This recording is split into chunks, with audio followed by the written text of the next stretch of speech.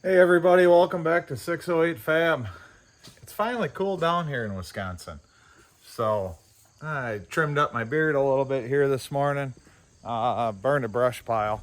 So it seems like as soon as I trim up some bushes, father-in-law trims up some bushes at his house, we get a nice brush pile going. That thing was a mountain. And now that the rabbits are done living in it, having little rabbit babies, figured I'd light it on fire here this morning while it was finally nice out. And of course, anytime I light something on fire, the wind picks up.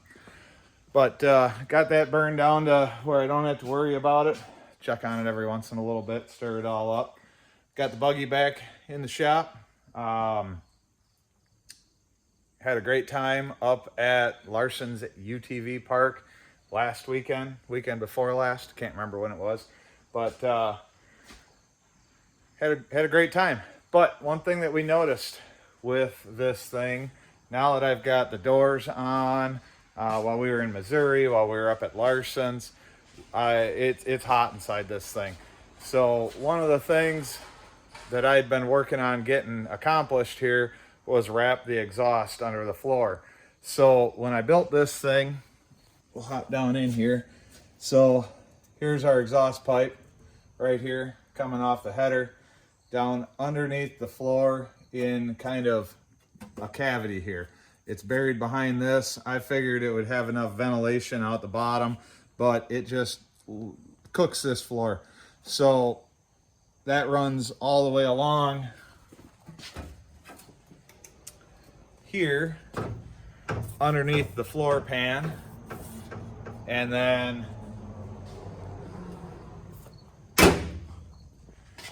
wraps up under.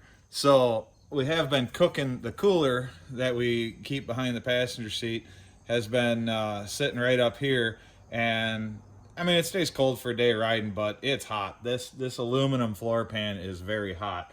So what I'm gonna pretty much do is I'm gonna come in here and I'm gonna start at the muffler and wrap it, come around this hanger and wrap it all the way up to the front where it meets the header. So from the muffler back, I'm not gonna wrap it. Obviously it's really almost impossible to wrap a muffler. I'm sure you can do it, but I haven't ever done it before. I've done a lot of header wrap on motorcycles before. There's a lot of different ways to wrap. So one of the things that I always do, and on the motorcycles, when I wrap exhaust, I've run wrapped headers on pretty much everything I've had for the last 15 years just because I like the way it looks. And I always start at the back and wrap forward. That way, when you're wrapping and it's overlapping, you're on a motorcycle. I always did it this way because if debris hits it and the overlaps, if you start at the front and all the overlap edges are towards the front, so I'll show it once I get this started wrapping here, but bugs, debris, etc. packs in there, and then it would start to, like, the wind drag on it would start to slowly peel the wrap off. Now obviously this thing's never going to go fast enough to peel things off. I don't have to worry about bugs hitting it, but I'm just going to do it from the rear forward like I've always done. I think I've got 150 feet worth of wrap. I picked it up literally a year ago. This stuff has been sitting around here for a very long time, and yep, I got 350 foot by 2-inch rolls here. Just one of my suppliers that I can order through at work. I have no idea if it's good or not, but I'm gonna wrap it up, see if it's any better. All right, so here's how it's going.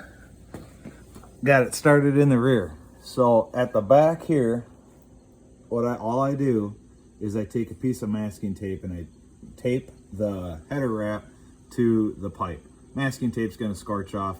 Actually, when I've unwrapped pipes later on, the masking tape's almost still there, remnants of it at least.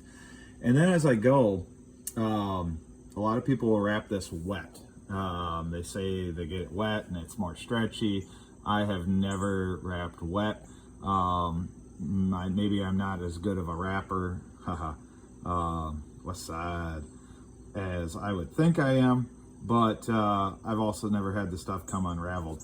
So as I'm going and I need to take a break and resituate the roll, I'll take a zip tie. You can kind of see the tail of the zip tie right about there, and then keep going on, working my way around. Here I took a pause and I'm stopping. As I keep going up the pipe, I'll come back and show you how I was talking about the overlaps.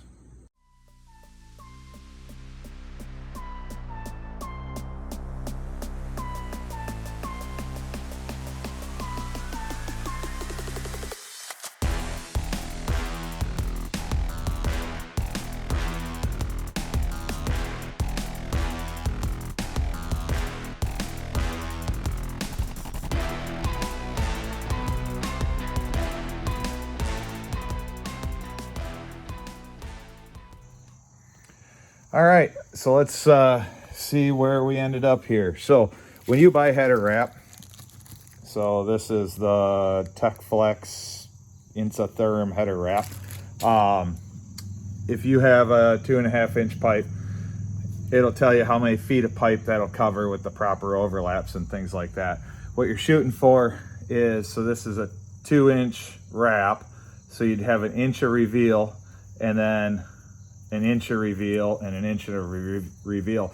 That way you got 2 layers over the pipe. That gives it, that keeps it kind of choked down on itself, and it gets the proper insulated, insulation factor you're looking for.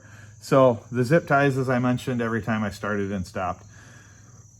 Started at the rear of that pipe. Again, no hose clamp needed. It's just wrapped over the top of itself. I've never had one come loose. And those are on motorcycles ripping down the interstate at 80, 90 miles an hour all day long going cross country. And then that stopped us about, I don't know, 1.5 feet worth of pipe short. So what I'll end up doing is coming back over the top of this, starting another wrap, and then finishing it up there. And then up there I put a hose clamp on it. I don't use the stainless steel clamps. I don't know, maybe I'm too stupid to figure out how those work, but I've never had any good luck with it. But as I was mentioning, so if you look from the front back, it's smooth, okay?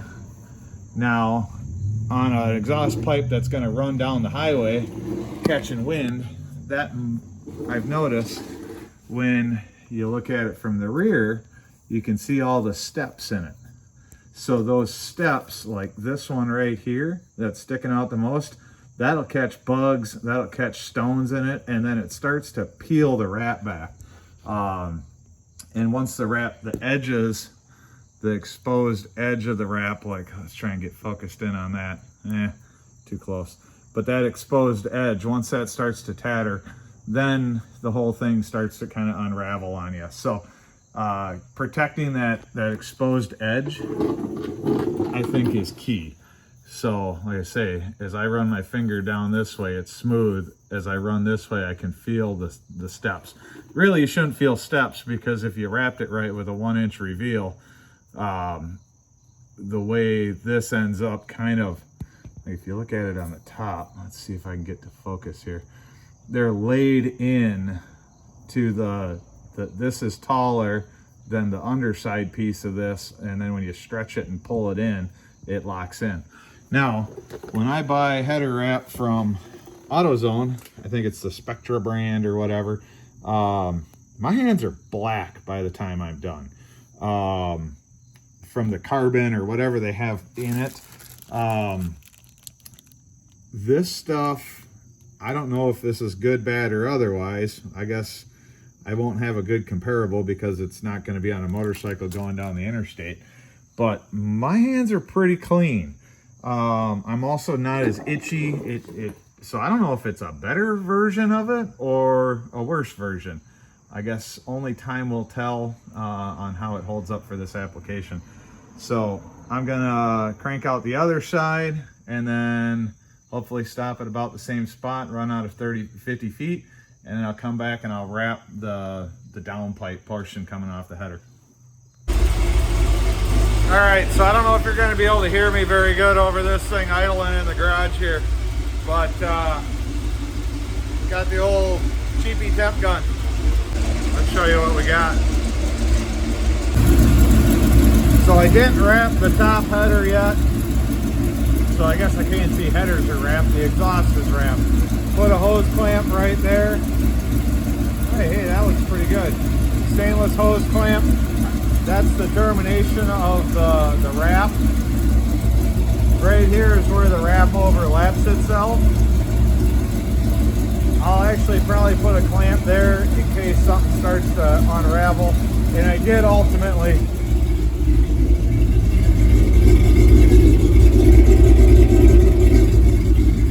put clamps in the back there.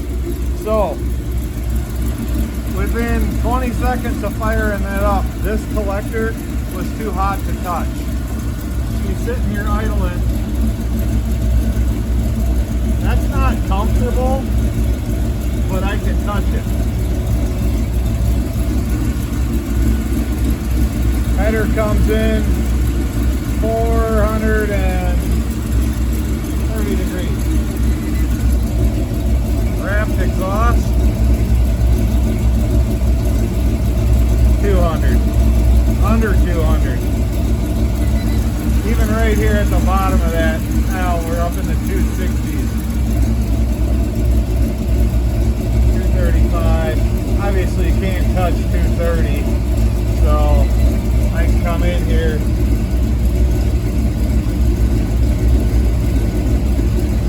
It's a little uncomfortable, but prior to this, after a day of wheeling, or not even a day of wheeling, with this tray right here, you could fry an egg on it. So I'm gonna call this a success. All right, so I heat cycled this thing, ran it till some of the wrap started smoking a little bit, shut it off. I expected it to stink bad. Again, not sure about this header wrap, but the stuff I used to always put on the Harleys, that stuff stunk bad. Right on just fire up, idling in the garage. This stuff didn't smell bad. You could smell it a little bit. It just started smoking, and then I just let it run, and it I don't know if this is a good sign or a bad sign. The stuff I always used to grab at AutoZone used to work just fine. You know, hold up on the bikes for, you know, tens of thousands of miles. You know, I figured between 20 and 30,000 miles on the bike, I could get out of the header wrap. So we'll see how this stuff does. It's a brand I've never run before, but it's nice that it doesn't stink. Flipping back to what it all looks like here. So the temperature test, right? So that heat gun I've got is, you know, like I say, the cheapest thing on earth. This header here, the collector, like I said earlier, within 10-20 seconds of running, that was too hot to touch. After I got done running and just let it run and run and run, this pipe here did get up on that temperature gauge close to 300, and it did start radiating heat into that floor pan tray there. So I'm not sure if this is going to be the end all be all, but I do know it's better. So this guy needs to get remade. I'm going to make a new one, solid one, and then I'm going to make a vented one with some holes in it. The same on the other side. I'm going to ventilate it above that tray. So this line of screws right here is the tray or the floor pan. So I'm going to come up into this area here and just punch some holes in. Make another one for this side, so that way I've got like a hot summer day set and a cool spring set, so I can change the temperature of the inside of the cab. Then these panels are so easily removable, I'm probably not going to mess with it. On the wife's side here, we're going to line this with a rubber mat. Again, trying to keep her cool. And then currently she's just been sitting with her feet on top of the toe strap to keep her feet off the floor. Plus it helps keep her ankle away from this sharp corner here. Before I do any sort of like lizard skin liner, one of those ceramic liner type kind of things, I'm gonna probably redo this section and see if I can't get rid of this corner, because it's kind of right where her ankle's at. So not gonna invest a whole ton of time and effort into it, but I'm gonna try and find some cow mat or some rubber something, insulation to put on the floor there. And then it also kind of dawned on me that I never really finished out the seat pan. So there's a lot of heat coming up through here, I'm sure. So I can run a simple bead of caulk here to fill that gap in, and then maybe whip up a little tin insert to cap that off.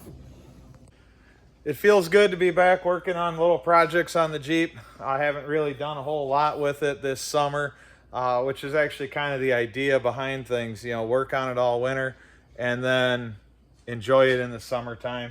So today's a success. I got the burn pile burnt. I got the headers.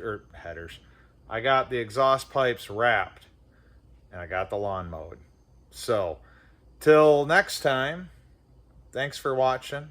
Do something cool in your garage. Don't forget to like, share, and subscribe.